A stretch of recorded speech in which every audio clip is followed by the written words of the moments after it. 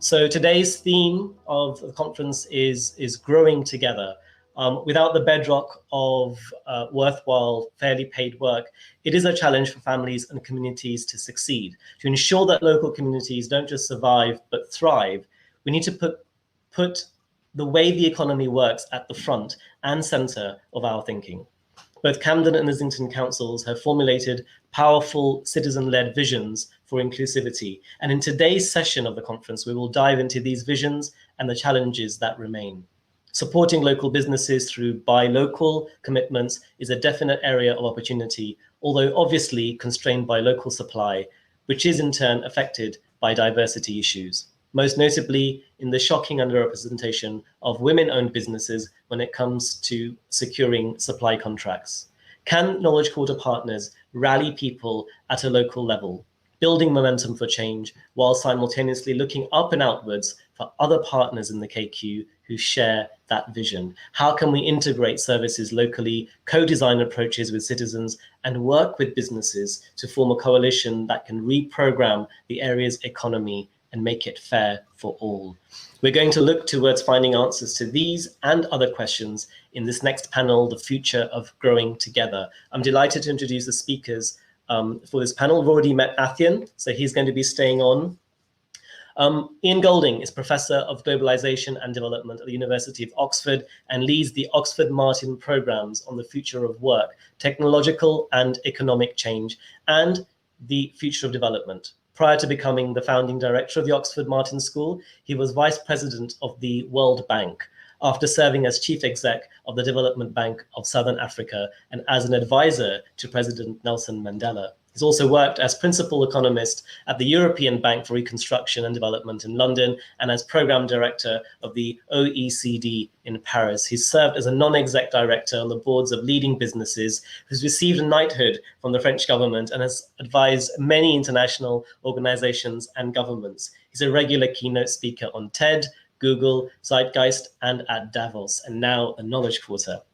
Sarah McKinley is director for European programs at the Democracy Collaborative. In her capacity directing their European programs, Sarah is building transatlantic partnerships to develop new community wealth building models and learning exchanges to advance the democratic economy in the United Kingdom and continental Europe. She has a background in community development and has worked with community development organizations at all different levels. Whilst earning her master's degree in urban and regional planning at Cornell University, Sarah was a co-author and coordinator of A People's Plan for New Orleans, a bottom-up community development plan for the 9th Ward after Hurricane Katrina. She holds a bachelor's degree in urban history from the University of Chicago. Adam Lent is chief exec of New Local, formerly known as the New Local Government Network, an independent think tank and local government network with a mission to transform public services and unlock community power. His previous roles include director of the RSA Action and Research Center and head of economics and social affairs at the Trades Union Congress. Adam was co-author of the New Locals paper, The Community Paradigm, Why Public Services Need Radical Change and How It Can Be Achieved. Our participatory chair for the session is Jennifer Nadel, a qualified barrister, author, speaker, campaigner, and award-winning journalist. She's reported for the BBC, Channel 4, and ITN around the world.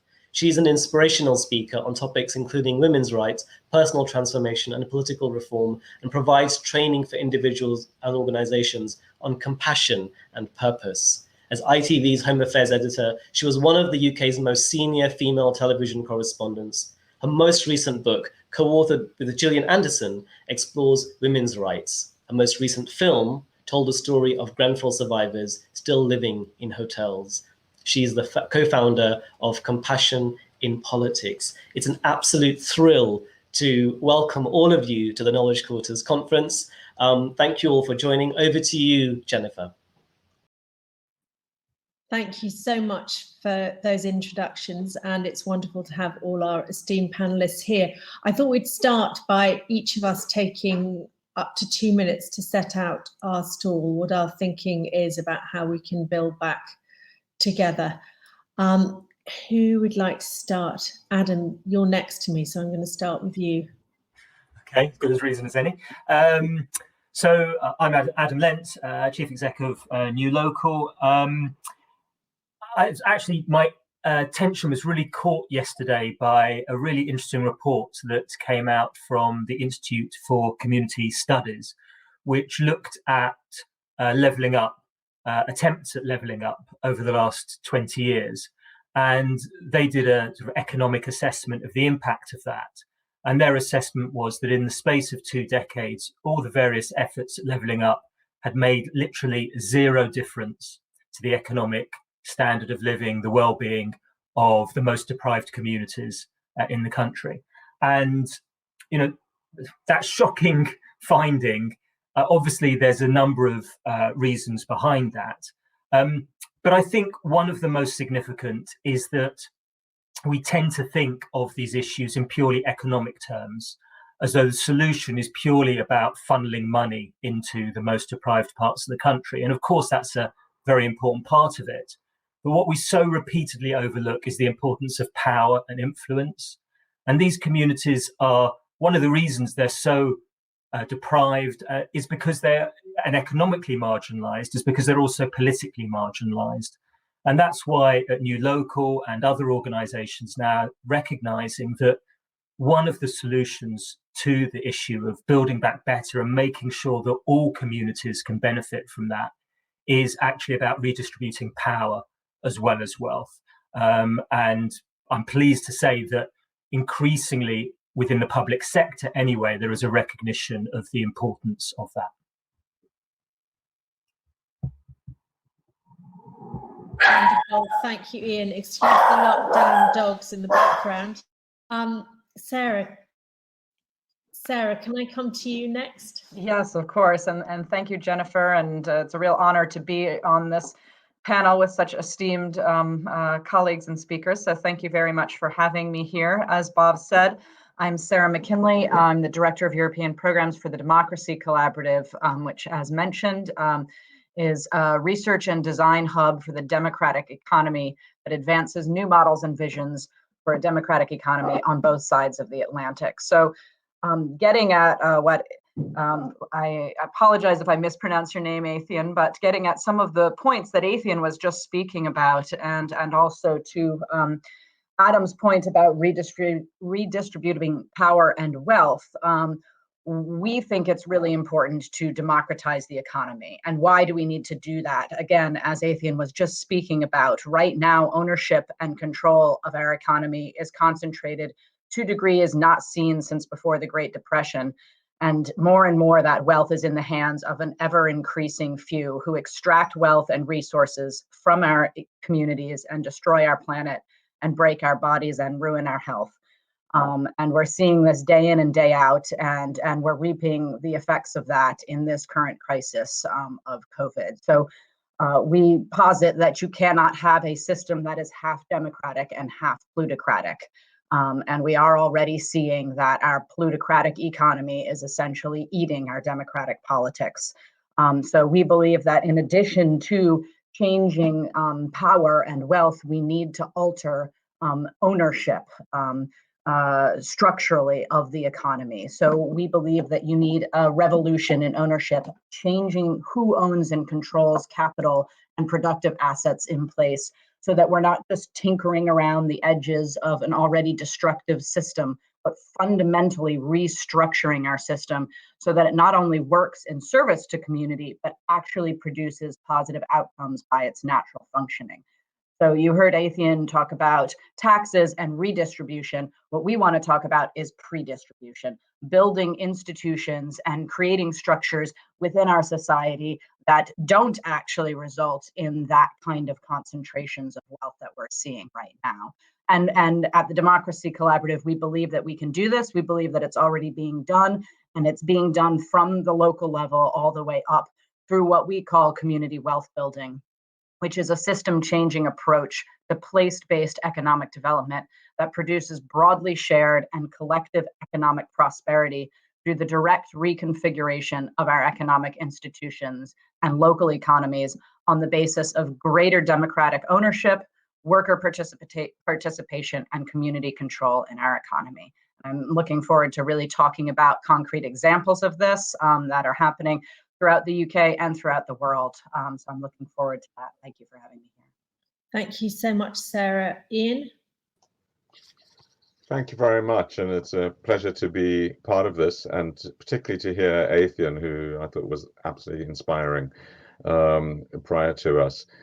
My focus at the moment is on thinking about how the pandemic could lead to a better world, and although that might sound paradoxical or naive because it's such a terrible experience for so many around the world, I do think that these crises do provide a real opportunity. And my new book, which is called Rescue: From Global Crisis to Better World, goes through 14 different dimensions of this, and particularly the future of cities and how they can be rethought about, as well as inequality.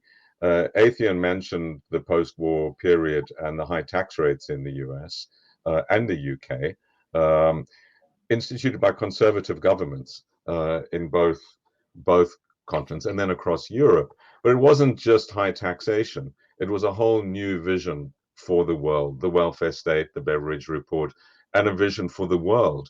Unlike the First World War, which many people were scarred by, leading to reparations being paid by the poor and increasing inequality within and between countries. In the Second World War, 3% of US income was given to Europe, to the losers in the war, as an act of solidarity to learn the lessons of that. And of course, institutions like the World Bank were created for the reconstruction of Europe and Japan at the time. So can this lead to a new way of thinking? My view, it already has. We are seeing governments do things that were unimaginable in January 2020. It's led to behavior changes that were unimaginable for all of us. I never thought I would live in a society where the Prime Minister would tell me when to hug someone, but it's happened. And we accept that because we believe it's in our common interest. And that really is what it's about, moving from I to we, from me to us, not only within countries, but between countries. And the community and Camden and Islington demonstrate this forcefully, because some of the greatest inequalities in the country are in London. So the paradox about the levelling up agenda is it implies that poverty is somehow in the north, but actually it's within us. It's in the southeast. It's certainly in London, where some of the poorest boroughs in the UK are, and it's in the world. We need to get beyond the hyperbole of government, where they say they're going to give and take, austerity and all of that, and really see this as a wake-up call. If not, all the suffering is in vain. But if this is the pandemic to stop pandemics, to lead us to cooperate on climate change, and to lead to greater solidarity within our communities, I believe that we would have learned the lesson of the Second World War, and that we can create a better world. Wonderful, thank you. Athien. Yeah, first of all, thank you for a lot of the kind words from some of the panelists who seem a lot more qualified than me. I haven't even got an undergrad degree yet, but on the way. I think the kind of I want to talk a bit about how young people can be involved in this process. I think there's kind of an immense moral clarity that comes with being young, that we're seeing the world through fresh and new perspectives. And I think that is what is pushing, in a political sense, the increasing kind of demand for redistribution, predistribution, the kind of fundamental shift in the way that things are run. Because if we look at, there's an interesting essay that I read from my kind of university application by Francis Fukuyama with The End of History. And his basic fundamental argument that was the 1980s kind of brought an end to the kind of political evolution. His idea was that we kind of reached the point where liberal capitalist democracy, in which we had kind of some redistribution of wealth, but kind of fundamentally allowing inequality to grow, and this principle that would trickle down. But I think the pandemic has shattered any kind of perception and idea that this is the way we can actually run society. The problem with the kind of neoliberal perspective on the world is that it fails to show just how interconnected we are, just how interdependent we are, that none of us can act with the kind of autonomy and disregard for one another. And I think that's shown in the way that the pandemic has happened in the UK and the government's response. If we look at a lot of their hesitance to lockdown in the first scenario was because of a kind of idea that people wouldn't follow the rules. But we've seen, with some variation, that people are far more empathetic and caring and community-centered than the powerful like to think.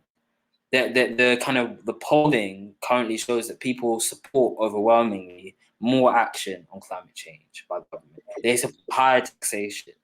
But I think that the role that young people can play politically is what we're doing with the social movements that we're leading, pushing for racial justice, pushing for kind of redistribution of wealth and power, pushing for real transformational and bold change. Because I think kind of politics right now is not a position where this is being reflected. And because I think kind of this is a bit of a backlash by those who empower to this kind of increasing societal consensus that we can't go back into what we had before. But I think over time, when my generation comes to positions of power, you'll never return to a day when an election is basically kind of tinkering around the edges type situation. We're here for bold, fundamental, transformational change.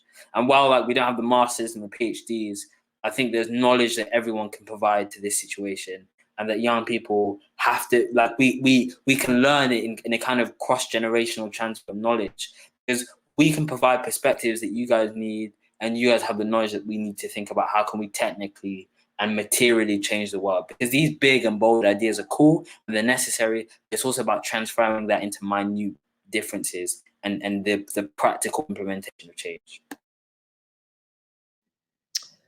Very inspiring. Thank you, Athien. And I'll just say a little bit about Compassion in Politics, which is the organisation I co-founded 2.5 years ago, really at the sight of seeing refugees dying at sea and the demonisation of those that flee for their lives. My own father came to the UK as a child refugee on the Kinder transport, and if he were in a similar situation today, he would not have been allowed into the UK. So what has happened to our politics since that post-war settlement? Our analysis is that compassion has been edged out, and we have really lost our moral compass politically, economically, and societally. So we founded Compassion in Politics with the aim of bringing compassion back into the picture, of it being seen as a legitimate and necessary political driver and a valid one. We work in Parliament, we have active engagement from over 100 MPs, and we work both on the substance of policies and laws, but also on the way in which politics is conducted. You know, every time we watch Prime Minister's Questions, we see bullying, harassment, a hierarchical, abusive situation that would not be tolerated in any other workplace. And yet we view it as some kind of normal way of conducting political business. And that has to change. And one of the things I love about what you're saying, Athien, is that you're seeing things as they really are. And those degrees and that education and that constant exposure to things as they are can numb us to how things ought to be. And we begin to normalize things which are completely not normal and completely not acceptable. And, you know, as you and Ian said, we believe very profoundly that this pandemic has, amongst the tragedy and the heartbreak and the loss, has created a pause and a moment. And that moment feels like it's closing pretty fast. I'm really glad we're having this conversation today. I don't think we have a lot of time to make the most of it. And on top of the societal changes, it's what happened to the environment. You know, our travel was shut down and we still managed to function. We weren't allowed to commute and we still managed, in many industries, not all obviously, to function. And our priority coming out of this should be finding a way that addresses social inequality and climate change together, because they are all intimately connected.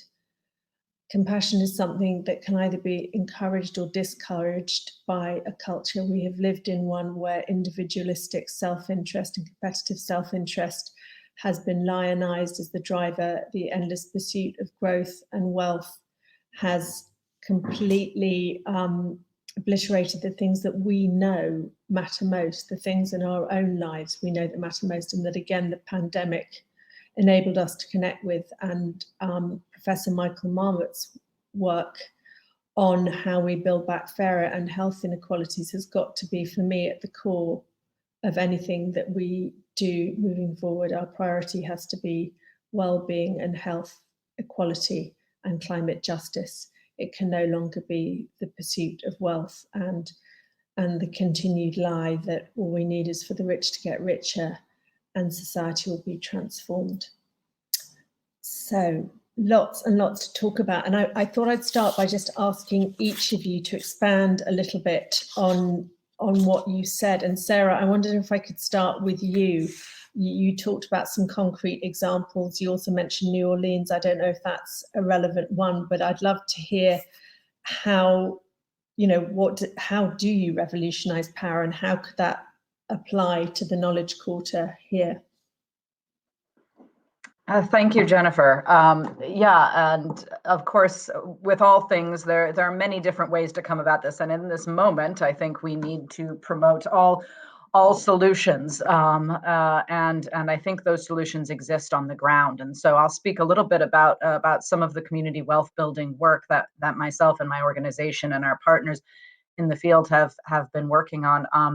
As you can tell by my accent, I'm originally an American, even though I live in Brussels these days, and work a lot in the UK. So I'll speak to an American example, not necessarily New Orleans, although there's a lot to dig into there. But I'll speak to our work in Cleveland, Ohio, where we have worked with a collaboration of community-based organizations and what we call anchor institutions. So institutions that are rooted in place, like hospitals, universities, city government, cultural institutions that aren't going to get up and leave and are often the largest employers and purchasers of goods and services in most communities. And we worked with this collaborative of community actors and institutions to really address these issues of inequality that we're talking about. Why do these institutions, much like those in the Knowledge Quarter, have so much economic might and impact and capacity that's really disconnected from the communities immediately surrounding them? And in a place like Cleveland, where you're talking about poverty statistics sort of second only to places like Detroit, where you have huge level of deindustrialization, disinvestment, and other things in communities. And as a result,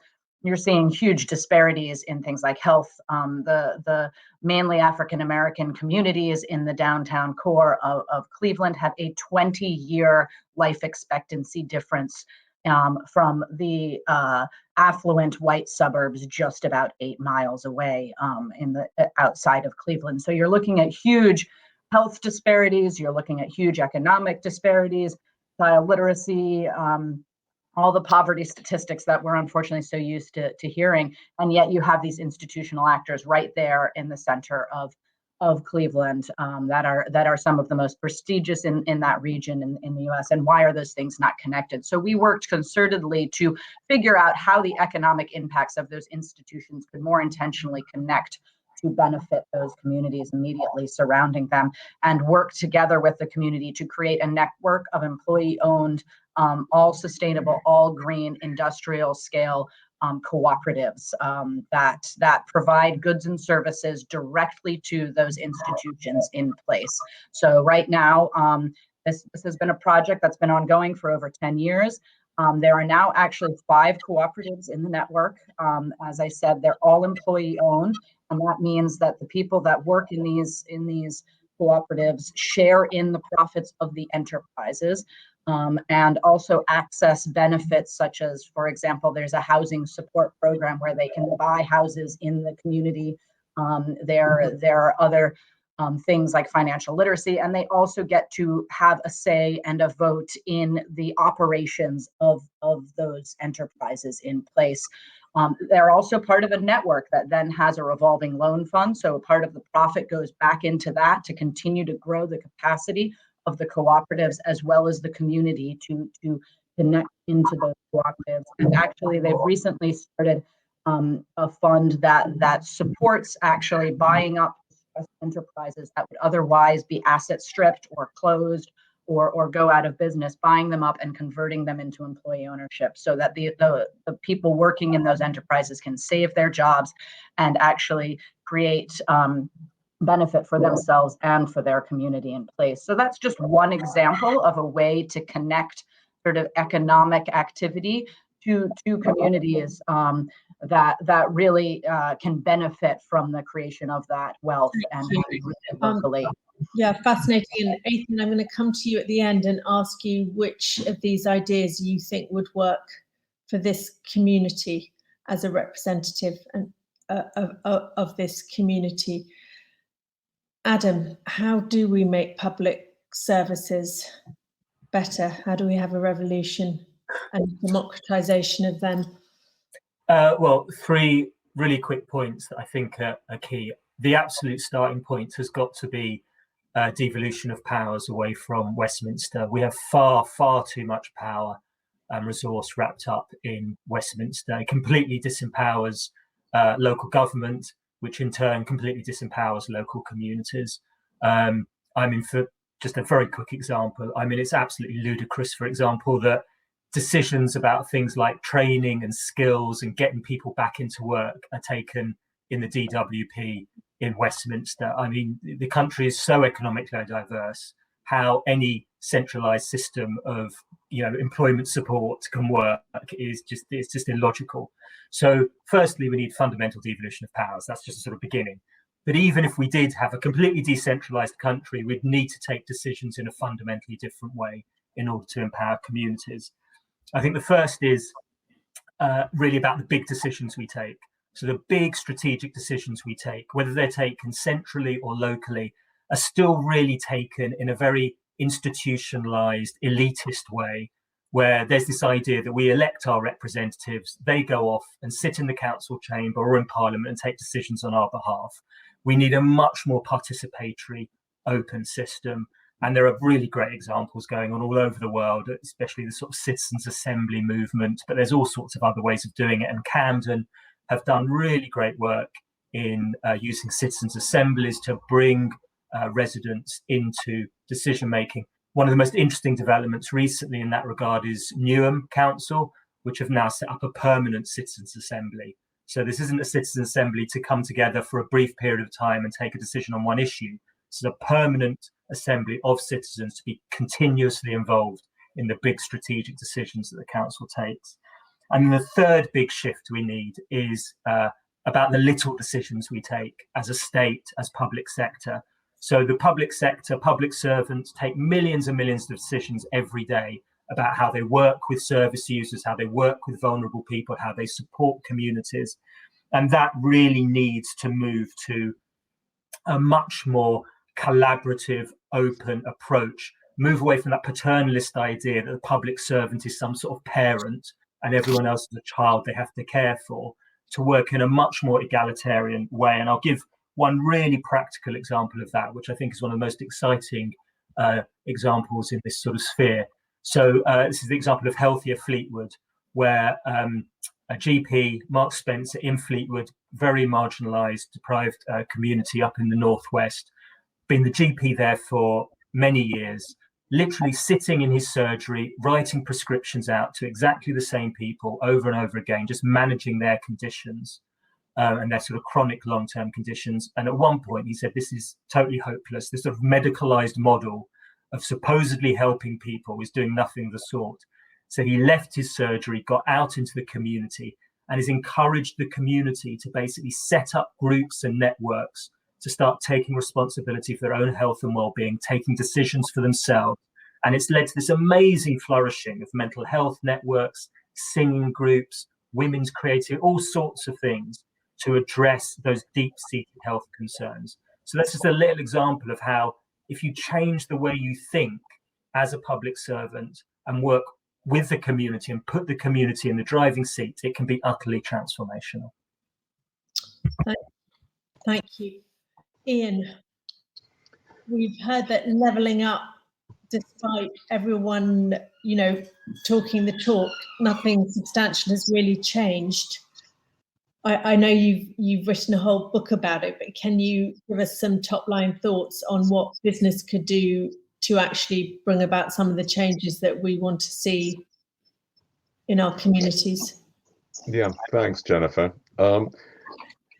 There's a whole lot that needs to be done urgently, and devolution's a great idea, but you know, when the money's all in one place, like in certain boroughs of London and offshore tax havens and things, we've got to be very careful that devolution doesn't increase inequalities, make rich places even richer, unless the rich places are part of a federal system. And I'm thinking about the world here, where there is redistribution to countries and to places within countries. So if London and the Southeast devolved, that would not be good for the rest of the country. And so how you match devolution of political power with centralization of redistribution is, I think, a critical question. The other thing that I think is very difficult, but I believe strongly, is that there is over time an evolution of where jobs are and the dynamism of jobs. And obviously in King's Cross, we're sitting in one of the most dynamic places. And they're parts of the country that will never really recover their heyday in the past, with no amount of money being thrown at them. And I think what we need to understand is that in a lot of what development is about for countries and individuals' lives is moving. Jennifer, you talked about your roots. The same is true of me, but the same is true of everyone. That's the process of migrating within countries and between countries is central to how one escapes poverty and how one gets new opportunities and how one escapes conflict and pogroms and everything else. So the question for me is about how do we make things work to enable people to move more easily to where opportunities are as well. And that's about housing markets, which are absolutely crucial and are completely broken in the UK to get a place. They're about schooling places. They're about places in childcare. They're about the ability of people to commute over longer distances. So public transport and the affordability of it is absolutely crucial. It's about how we create a society where you can get to where the jobs are. Taking jobs to people is possible, but it's a lot harder and a lot more expensive and takes much longer than moving people to where jobs are. Now, in constituency politics like the UK, this is even harder because no MP is going to stand up in their constituency and say, actually, your future is elsewhere. That's just politically impossible for people. And that locks us into an economic geography of the past in a much stronger way than in some other countries where people basically see their future somewhere else. How you combine that with the need to have rootedness in communities, identity in communities, history, the importance of communities and solidarity with communities is the key question. And obviously that's about many, many things, but I don't think it's viable to think that everyone everywhere is going to have an incredible opportunity. What they need to be guaranteed is a minimum standard of living in terms of healthcare, education, housing, and everything. I think those basic foundations of a democratic society, that no one in our society will be in poverty, no one will have poor health, no one will not be given access to food, is necessary. And we've seen, not least in the pandemic, that just collapsing. Millions and millions of people relying on food banks, millions of people finding they can't pay the rent and in fear of homelessness, and many more millions being unemployed. And that's really what's got to be part of the change agenda. Thank you. I'll just do my little bit and then we're going to come to you, Athien, to see what you would cherry pick out of what we've said and apply locally. You know, for us at Compassion in Politics, we think the very, very least is that 2 tests should be applied to the actions of governments, individuals, organisations. And the first test should be, is what I'm proposing to do going to leave those in the most vulnerable circumstances worse off? If the answer is yes, you just got to find another way of doing it. It's no longer acceptable for governments and those with power to make decisions and implement policies which do damage to those who are already struggling to have a stake in this society. And the second is, what is the impact of what I'm going to do on future generations and specifically on climate change? And if it's going to make it worse, you have to find another way of doing it. So we think that a compassionate society, and this can be applied to organisations, businesses, public services, needs to have those two questions at its forefront. We would also like to see Section 1 of the Equality Act adopted, which is the socio-economic duty, which would give those rights that Ian just mentioned. But it would be really great in this conversation, given that we can't get the current juggernaut in Westminster to change direction. What can we do irrespective of what is happening in Westminster? What can we do locally? And I think that a big part of it also comes down to psychology. You know, we are not taught about psychology in schools. You know, we're not taught about the role of the ego. We're not taught about what happens when we're triggered, what happens when we're in fight or flight. And whenever we're in a competitive or aggressive situation, which many of these decision-making forums are, we will be triggered to a greater or lesser extent into rather unhelpful ways of reaching decisions, thinking and interacting with each other. So that's why we really would like to see more compassion-based training at every stage of life and involved in decision makers and leadership and schools and every level, to really get that basic psychological awareness so that we can take decisions from a basis of our whole self, not our kind of using our reptilian brain that wants us to power through.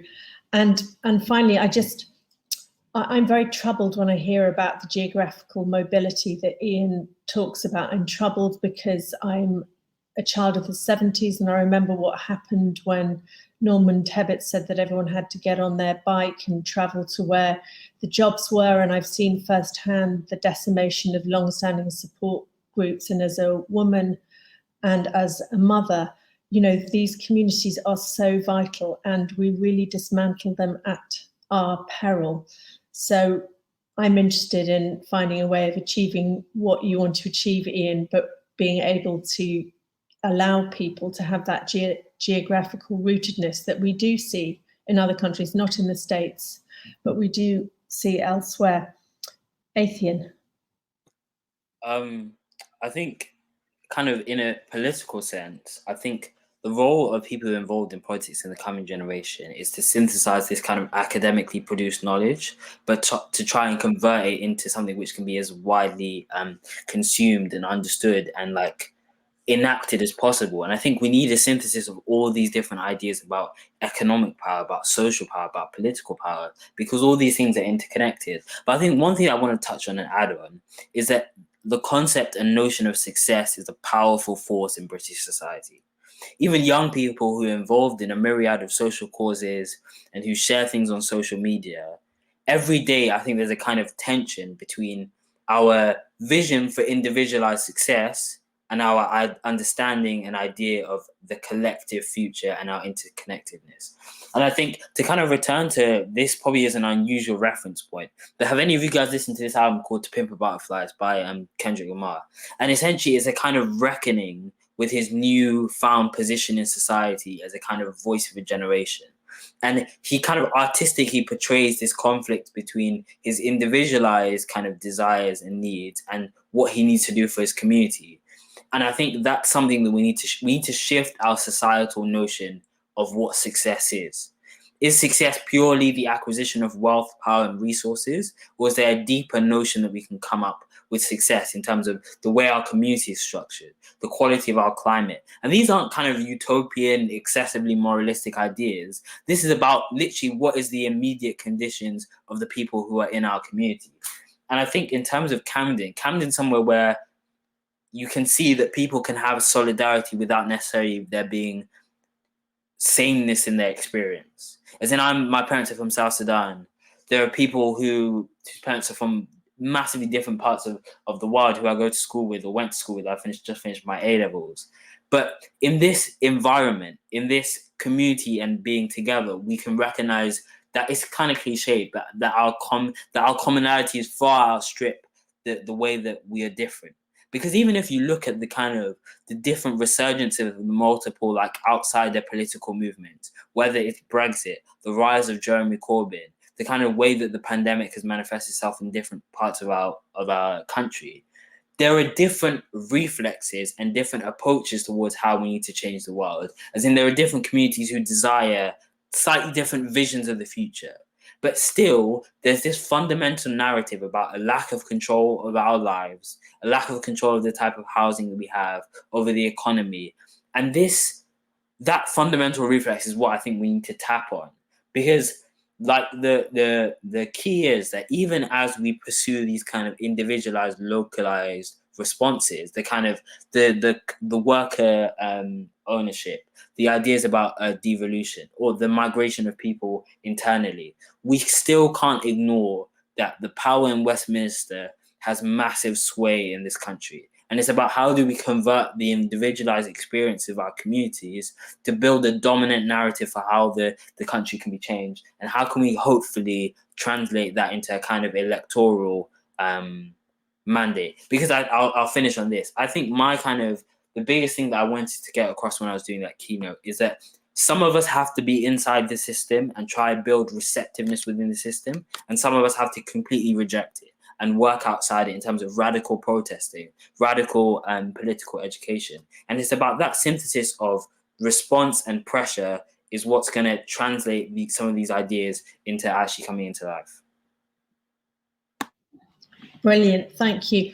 Now we're going to have to open up for questions in a minute, but I just wondered if we were constructing a manifesto, or let's say a program of action for the Knowledge Quarter to incorporate some of the ideas that we brought to it here, what would each member of the panel pick out and want to do, or if there are any points that anyone else has raised, do feel free to build on them or to argue or discuss. Who would like to go first? Something concrete that can be done. Sarah, I was very taken by the work that you're doing, which seems to have a direct relationship to what's happening on the ground here. Absolutely, and it's happening all over. And you know, most recently, I've been in dialogue with the GLA, the Greater London Authority, around what they've recently launched in March of this past year, their Anchor Charter, which is getting institutions across London to sign on to commit to change the way that they do business in a way that more positively interacts with communities, and particularly with youth and youth employment across London. And so just as a very sort of easy, I think, well, not easy, but a first step in the Knowledge Quarter is those institutions can look at this Anchor Charter and consider participating, consider getting involved, thinking about how they redirect their purchasing, how they hire, how they do so in a way that is connected directly to the needs and the capacity of community, and particularly communities most in need. And you know, I think, as we've all been saying, this moment of COVID has really, you know, the Greek root for the word apocalypse is unveiling. We're in a bit of an unveiling. You know, we've recognized how important and how necessary and how central community is to our health and viability, and really understanding how we, you know, take we've been operating in sort of this globalized ether, and how we really need to root back into community, and how local institutions are a huge part of that. So the Knowledge Quarter can play a really powerful role in doing that, by redirecting their behavior intentionally to communities most in need. And just very quickly, if you can, in a nutshell, if the kind of community wealth building program that you mentioned were to really happen on a proper scale here, how would that be started, or is it already happening here?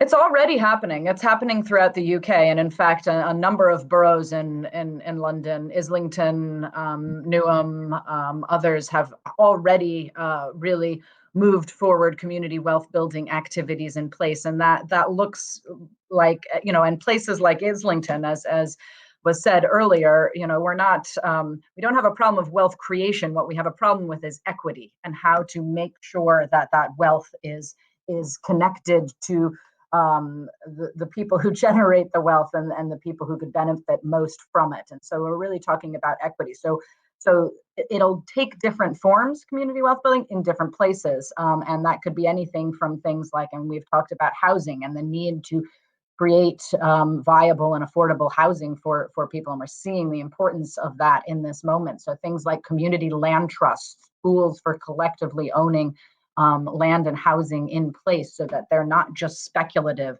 wealth creation for a few. So things like community land trusts are an example. And there's a robust community land trust network across the UK advancing that kind of work. Things like reinvesting your pension fund money. How is that money going to benefit community and not just creating wealth for stockholders, for example. So how to think about how to use your pension funds, for example, how to create capacity building funds. I know Adam's done a lot of work around creating a fund to build capacity for plural forms of enterprise ownership so that more people can get involved in owning and controlling enterprise. So there's a lot of this activity happening in place. The scale question, I think we're getting there, but I think part of the key to the scale is not only more of these kinds of activities, but connecting them, interconnecting them so that they're not sort of disparate projects here and there, but part of a cohesive, systemic approach to transforming local economies. Thank you, Adam. We're not going to see more devolution happen in our time frame, in the time frame that we would like to see it happen. What can this community, for example, do? You mentioned the citizens' assemblies in Newham. What else can be done to try and achieve the aims that you're talking about in the absence of a supportive role from central government? So I think, in terms of something like the Knowledge Quarter or the councils and other bodies involved in the Knowledge Quarter, I think the lesson that we're learning from those councils, other parts of the state that are really starting to take community power seriously, is that you have to engage communities, particularly the most marginalized communities, in a very specific way. What we've seen so often, particularly from sort of wealthy individuals, wealthy organizations, but also from the state, is they already make up their mind about what those marginalized communities need. And they go to those marginalized communities and say, we really want to help you on A or B. It's knife crime or literacy or whatever it is. They've made the decision already. And that inevitably is immediately alienating to people who've already been disempowered and marginalized. The parts of the public sector, local government elsewhere, that are really starting to make a different type of relationship go in with without any agenda, basically going into communities and saying, what is it you want? What do you want to change? What matters to you? And that is not the sort of question they're usually asked. They're usually told stuff. And it immediately creates a very different conversation. But it also recommends a fundamental truth, which in our very hierarchical, centralized system, we find very difficult to accept, is that actually marginalized communities themselves know best what is required for them to improve the situation they are in. Not civil servants, not academics, excusing present company, not anyone. They know best. And I think once you realize that, it creates a fundamentally different relationship. So I urge the very wealthy, powerful, privileged institutions that are part of the Knowledge Quarter to connect with communities if they really want to help them, but start with that agendaless conversation. Let them take the lead and follow them, rather than deciding in your boardrooms that what you really want to do is set up some charitable foundation to improve literacy. Find out where they want to go, not where you think they should go. And that requires, as Athene was alluding to earlier, a real step change in the way those who have the power to give, how that power relationship can be subtly abused and used as another form of control. Totally. Ian, Sarah mentioned the wealth of institutions and organisations. How can we ensure that it isn't mere tokenism, that they are, as Adam said, listening to the needs of the communities that they profess to want to serve? How can we make their actions really meaningful and the sort of actions that are wanted by the community, not just that the board thinks are wanted. Yeah, no, I totally agree with what Adam said, and I've seen it in, not only in different communities that I've been engaged with over my career, but also globally. In global institutions think they know what's best for a country, and they don't listen. And of course, politicians think that they know best, particularly autocratic politicians or populist politicians, and they don't consult. So it's absolutely the case. And I've worked with some of the poorest communities in the world who have a very clear idea whether they want water, electricity, or roads, or schooling, or housing first, if they can't have everything at the same time. And I think that applies everywhere. It also, I think, is the response to your question, Jennifer, as to this balance between creating jobs locally and people moving to elsewhere. In the end, if you empower communities enough to allocate their resources to what they want, but also ensure that people have options, that as much as we want people to be rooted in their communities, a lot of people also want to leave to go to somewhere else, even if it's for some time, and come back to their communities or commute somewhere else to get better jobs. And it's that set of the widening the range of options you give people, I think that leads to improved livelihoods. In terms of practical solutions, just two thoughts. One is, we must never forget that the war hero Churchill was basically deposed by a relative unknown, Clem Attlee, 6 weeks after the end of the Second World War. Because it wasn't that this question of if we don't have the leaders, what do we do? In the democracies, you vote your leaders in and out of power. And Attlee was voted in. I mean, it's difficult to understand how, when Churchill was the absolute war hero at the pinnacle of his achievement, he was swept out of office by a landslide victory for Labour within 6 weeks. Now, that's because Churchill was not prepared to commit to the new world that people wanted, that Attlee committed to. The 5 ones, the welfare state, the international system. And I think we need to take inspiration from that. Let's not give up on national politics to help us change local things. And the final point, that this is really the time to rethink local. I'm struck by the data on the number of empty office buildings in Islington and Camden. You walk up and down the streets and see the shuttered up shops. We hear about the commitment to getting out of diesel and other things. This is the time for radical rethinking about space and what happens to these buildings and whether they're going to become the places that we allow people to live in, and how we make real communities from the ground up, and how we get rid of the horrible traffic that we can't cross the road and that kills us through the pollution. And if ever there was a time I really believe this in our lifetime, Alien's much younger, so hopefully he'll get another chance to change the world in the future. But this, for anyone of my generation, is the only chance we're going to get for a better world to change, I believe. And that really puts the pressure on. And I think not only for our own generation's sake, but for future generations, if we don't rethink and reimagine the Knowledge Quarter, the whole of Camden, Islington, London, and the country at this point, it won't happen. And that sense of urgency. The changes that came in the Second World War didn't come after the war, months and months after. They came during the war, and we need to remember that. Afterwards, we get complacent. We have the Roaring '20s, and we'll be back to the '20s of a century ago, which was the start of a cycle, which has led to even worse crises.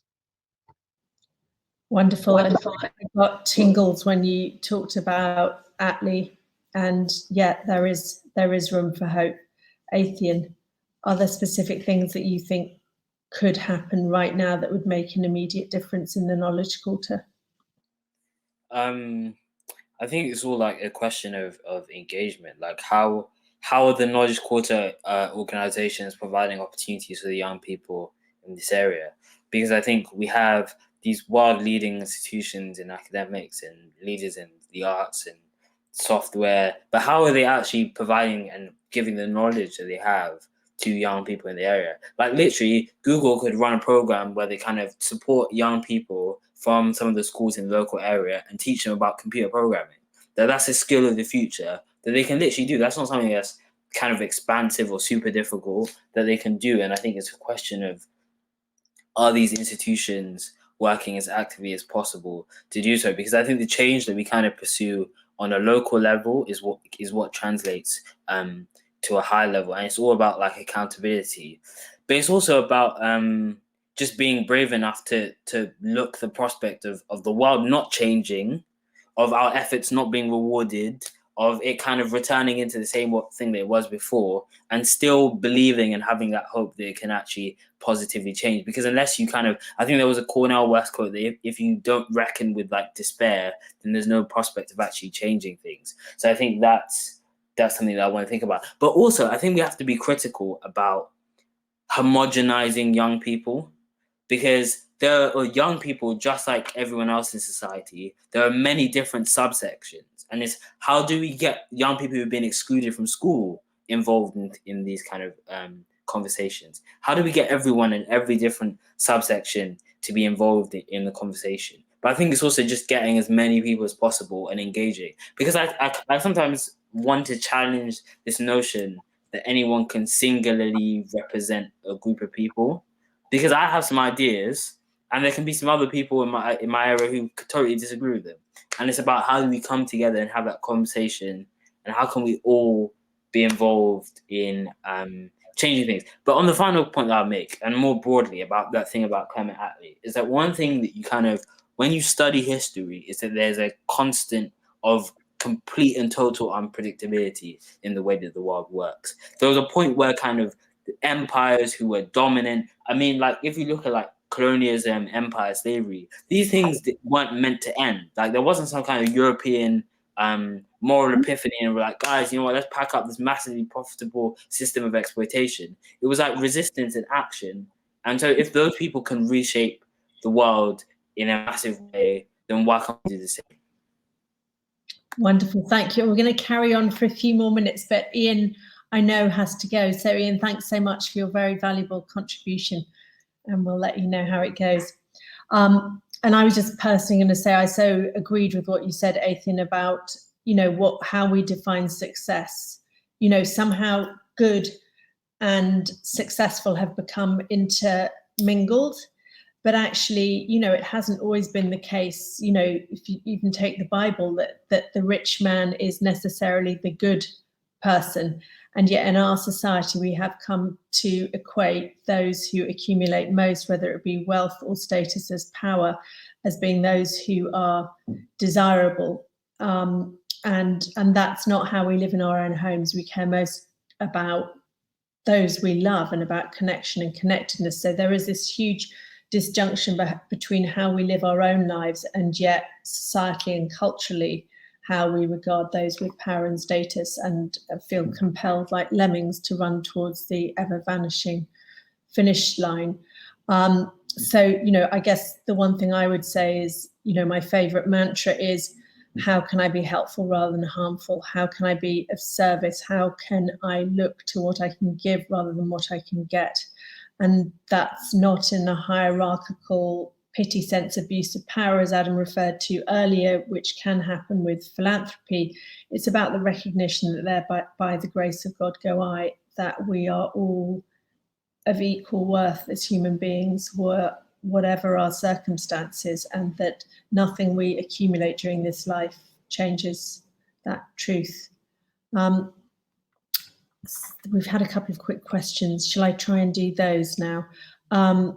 Athyn, is there any role, if we don't like philanthropy, for charities? You talked about taxation being the justice, the most just. Yeah, I think there are plenty of charities who do some really important and massively vital work and who are committed to solving specialist issues. But I think still we have to be critical about the structural role of society, of charity. As in, you can have a kind of individualized perspective where you look at this charity and say they do some amazing, brilliant work. But whenever we look at a charity, we have to think, what is the fundamental societal injustice that is requiring this charity to exist? Because it's kind of like charities do some really important and critical work, But if we look at the balance of power, okay, who's causing these issues that the charity is solving? Is it the economic structure, the people in power? And then you have this charity. Like this charity, even if they're well-intentioned and well-meaning and they're trying their best to solve these issues, it's a question once again of power. If we look at like the charities who work to kind of tackle issues of poverty, for example, in Africa, like, yeah, cool, they're kind of doing the work, but what about the nature of global trade? What about the imbalances in terms of the way that commodities are, the value of commodities are massively increased when they reach kind of more developed countries? Look, like you can't offset those fundamental balances through charity, and so we have to be quite critical about, because it's like what I think there was a kind of school of post-colonial African thinkers and intellectuals and leaders who kind of rejected the aid and said that it basically was a source of interdependence, and that actually African autonomy is about developing independently and building up their own kind of economic structures rather than just charity. So I think we have to be, whenever we're looking at charity, we have to be critical about what are the fundamental drivers of the need for this charity to exist in the first place. Fantastic, thank you. And just very quickly, Adam, I'll give the last question to you, which is, should we be looking towards a more federal situation? And how would we avoid that creating a competitive environment with a race to the bottom for some towns and regions? Well, no, I'm not very keen on a sort of federal arrangement for England anyway. I mean, the UK is a separate point, but if we're just talking about England, a federal system implies setting up sort of new regional assemblies and all that. And, you know, I think it's very clear no one wants new tiers of politicians and political decision making. We have perfectly good, highly professional, democratically elected political organizations all across the country called local councils. Let's devolve powers to them. We don't need to create a whole new tier. There are all sorts of issues about how we encourage regional collaboration, but, you know, devolution to those councils as a starting point is absolutely key. I mean, in terms of how we prevent a race to the bottom or greater inequality, as sort of Ian raised as a concern, I think we've got to keep in mind here that the UK, England, one of the most centralized countries in Europe, and also one of the most economically unequal and regionally unequal. Centralization is not a condition for equality. Equally, a country like Denmark, one of the most equal countries in the world, also highly decentralized, where local government actually has a role recognized in the constitution. They have, you know, certain rights and responsibilities which no central government can take away from them. So, you know, you can set ceilings, you can set floors, you can set the framework within which local areas and local communities can work to make sure that we don't end up with a massive race to the bottom. Absolutely agree with that. But they should be the big strategic framework. The key decisions about how you address a local community's challenges should be taken by that local community. And for me, that's just a matter of basic democratic rights before you even get onto economics. Thank you. I'm afraid we have run out of time now. Sarah, Adam, Athien, thank you so much for your incredibly exciting and inspiring contributions. And I think we've got a little bit of an action plan here, a little bit of a manifesto. So I hope very much that some of the ideas that have been discussed here will be taken forward. Thanks again for your time and for everyone who stopped by to listen in.